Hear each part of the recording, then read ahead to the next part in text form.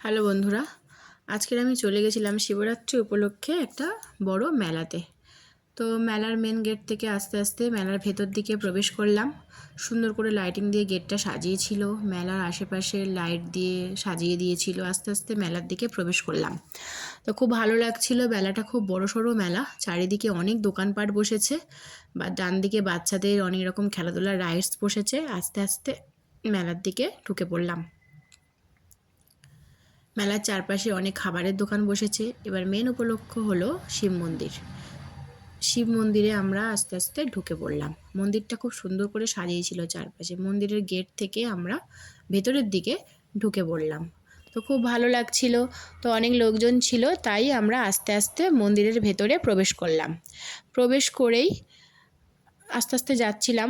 খুব ভালো লাগছিল, খুব সুন্দর লাগছিল। প্রথমেই নাগিন দেবতাকে দর্শন করে নিলাম, তারপরে বাবার ষাঁড়কে দর্শন করে নিলাম। খুব ভালো লাগছিল, পরিবেশটা খুবই সুন্দর, মন্দিরটা খুব সুন্দর।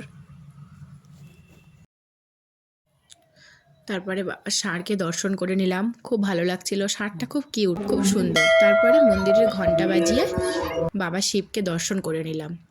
শিব মন্দিরটা তো খুব সুন্দর করে সাজিয়েছে। বাবা শিবকে ভেতর থেকে দেখছিলাম, খুব ভালো লাগছিল।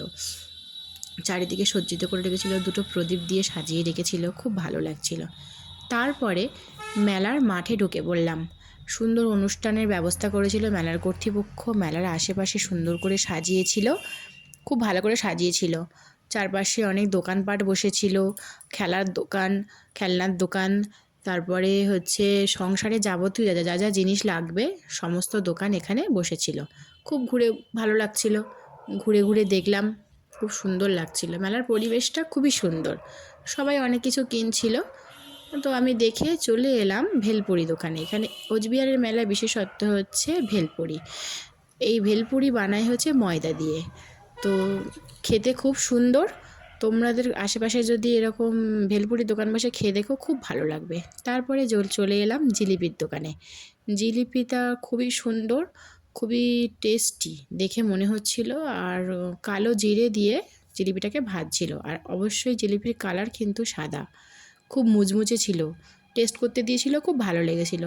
তারপরে মেলা যতজন লোক এখানে ঘুরতে আসবে ততজন এখানে ভোগ খেতে পারবে। তো ভোগে ছিল খিচুড়ি, আলুর দম, পনির, সব কিছুই এখানে দিয়েছিল। পনির দিয়ে কাবলি ছোলা। তো খিচুড়ি খেয়েই মেলার ভ্রমণ শেষ করলাম। তো খুব ভালো লাগছিল, খুব টেস্টি হয়েছিল খিচুড়িটা। ভুনা খিচুড়ি খুব ভালো লাগে খেতে, আমার খুব ভালোই লাগে। তো খেয়ে নিয়েছিলাম। আমার বড় আমার সঙ্গে গেছিলো, ও খেয়ে নিয়েছিল। তো চলো, খিচুড়ি দিয়ে খাওয়া শেষ করলাম, মেলার ভ্রমণও শেষ করলাম। তোমাদের যদি ভালো লাগে লাইক, শেয়ার, কমেন্ট করে দিও, আমাদের পাশে থেকো। চলো, টাটা।